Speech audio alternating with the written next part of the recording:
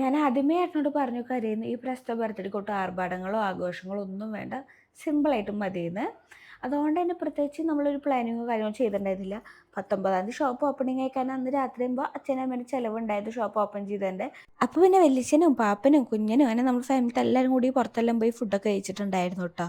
അങ്ങനെ അതെല്ലാം കഴിഞ്ഞ് വീടെത്തിയപ്പോഴാണ് ഏട്ടൻ പറയുന്നത് വാ നോക്കൊന്ന് ചുമ്മാ പുറത്തേക്ക് പോയിട്ട് വരാമെന്ന്. എന്നിട്ട് നേരെ പോയത് ഗുരുവായൂരിലെ ചെറിയ കഫേയിൽ കേട്ടിട്ട് അവിടെ നിന്ന് 2 പീസ് കേക്കും മേടിച്ച് ഞങ്ങൾ മൂന്നാളും കൂടി കട്ട് ചെയ്തു. പക്ഷെ നല്ല രസമുണ്ടായിരുന്നു കേട്ടോ. അവിടുത്തെ ഒരു ആംബിയൻസും അവിടുത്തെ പാട്ടും കാര്യങ്ങളൊക്കെ.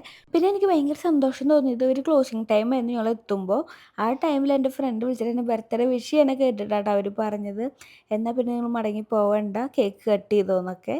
എന്നിട്ട് അവർ നമുക്ക് വേണ്ടി വെയിറ്റ് ചെയ്ത് കുറച്ച് നേരം കൂടി നിൽക്കുകയാണ് ചെയ്തത്. അതുകൊണ്ട് തന്നെ നമ്മൾ വേറെ ഫുഡോ കാര്യങ്ങളോ ഒന്നും ഓർഡർ ചെയ്യാൻ നിന്നില്ല. ജസ്റ്റ് 2 പീസ് കേക്ക് കട്ട് ചെയ്തു വേഗം തന്നെ അത് പാർസൽ ചെയ്യാൻ കൊടുത്തു. 2 വീഡിയോസും എടുത്ത് നമ്മൾ വേഗം തന്നെ അവിടുന്ന് പോന്നു കേട്ടോ. പക്ഷെ അവർ നമുക്ക് വേണ്ടി അത്രയും ടൈം വെയിറ്റ് ചെയ്തല്ലോ, അതിന് ഭയങ്കര സന്തോഷം തോന്നിയിട്ടുണ്ടായിരുന്നു. അങ്ങനെ വീഡിയോസ് എടുക്കുമ്പോൾ നമ്മളെ കാത്തുമ്പോൾ കേൾക്കുമ്പോൾ തന്നെയാണ് ശ്രദ്ധ ഫുള്ള്. ആൾക്ക് ഭയങ്കര ഇഷ്ടമാണ് ഇങ്ങനത്തെ ചീസ് കേക്കും കാര്യങ്ങളൊക്കെ. പിന്നെ ഏട്ടൻ വേഗം പോയിട്ട് എനിക്ക് മേടിച്ച് ഗിഫ്റ്റൊക്കെ മേടിച്ചു കൊടുന്നു. അപ്പോഴാണ് എനിക്ക് മനസ്സിലായത് ഏട്ടൻ പറയാതെ പോയി മേടിക്കുന്നതിൻ്റെ ഗുട്ടൻസ് അതാണെന്ന്. അത് കാണുമ്പോൾ നമുക്ക് ഭയങ്കര സന്തോഷമായിരിക്കും. ഇതെനിക്ക് അറിഞ്ഞിട്ടുള്ളതായതുകൊണ്ട് തന്നെ അത്ര വലിയ ആകാംക്ഷയൊന്നും എനിക്കുണ്ടായിരുന്നില്ല കേട്ടോ. പിന്നെ വേഗം തന്നെ ആ റിങ്ങൊക്കെ ഏട്ടൻ എനിക്ക് ഇട്ടു. പിന്നെ സന്തോഷം ഉണ്ടായിട്ട് എനിക്ക് മേടിച്ചെന്ന് ഗിഫ്റ്റിൻ്റെ സന്തോഷമുണ്ട്. പക്ഷേ ഇതെന്തായിരിക്കും എന്നുള്ള ആകാംക്ഷ ഒന്നും ഉണ്ടായിരുന്നില്ല.